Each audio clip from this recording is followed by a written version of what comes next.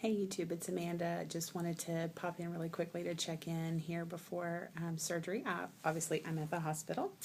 I do not dress like this at home. I have checked in for my surgery, and I have done all the. I did my hospital registration last week, so today I checked in and had the speed pass. So I just came straight back to the OR area, holding tank, I guess. It is 11:25. My surgery is scheduled for 12, so I should be seeing the surgeon very soon for all the final questions or just meet and greet, I guess, and the anesthesiologist to I guess, sign my consent and do all the final little signatures and verifications that I am who I say I am. Got here with my suitcase. I'm required to have one night of stay, which actually seems to surprise all of the people here. I guess this is frequently an outpatient surgery, so my surgeon, though, I asked him if I could go home right away if I felt okay, and he said no. So it surprises me that it surprises them, because this is done here quite often. So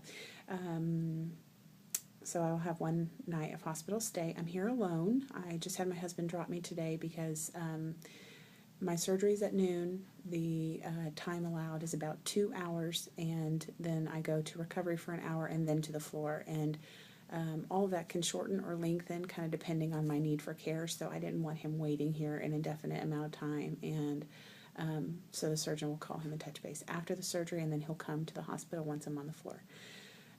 So got here, changed into this. This is an air gown, and it has this little controller that I can turn on to cool, keeping me cool now, and then they'll turn it to warm when I am in surgery, and I guess keep the SCDs on my legs, also just sort of pumps blood and keep me warm.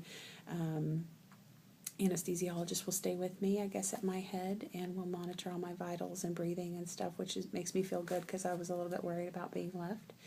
My IV has been placed here in my hand.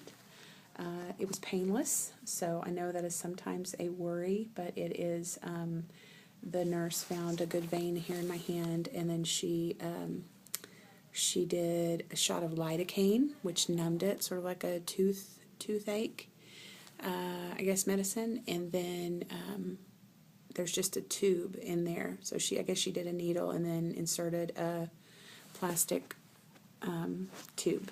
So it is painless. It does not hurt to touch it or bend. I can bend my hand. There's not a needle. It did not hurt going in. It does not hurt now. So I know that's a worry. And I've had IVs before for other procedures, especially when I have C-sections, and for some reason they hurt. They've hurt me.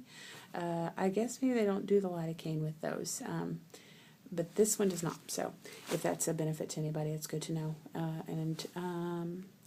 I think that's everything. I am just waiting. I'm not hooked up to any other monitors. I have my bracelets, allergy risk, fall risk, my name, and all my stuff, but I'm not hooked up to any vital monitors or anything, just the IV. And I imagine, I'll have the heart monitor and stuff on my chest, and the blood pressure cuff while I'm in surgery, but otherwise nothing. So far not very invasive, and I am looking forward to meeting with the doctor here one last time, and the anesthesiologist, and going forward. So I will, I do feel parched. I feel a little queasy today, just from nerves, not from my pre-op diet or not from anything that I've eaten or taken. Just kind of feel a little bit tense. I talked a little bit about my concern for complications, so still just that concern, unfounded entirely, I'm sure, but still just have that. But I'm wearing a scopamine patch here. This is to help prevent nausea, and I have to wear it for 3 days. So it has not made me, it says on the package it can make me feel dizzy and stuff. A little while after I put it on, I felt a little bit peculiar, just kind of lightheaded, just a little bit foggy, but not so dizzy that I couldn't walk around or anything. I've had no problems walking with it on, and I've had no problems being here by myself, and I've had no problems like signing papers or whatever. So that is it. I do feel have a dry mouth, and I ignored the advice to bring chapstick because I have never needed chapstick for surgery before, but apparently this will kind of dry out all of your everything. So do bring chapstick to surgery with you. So that's it.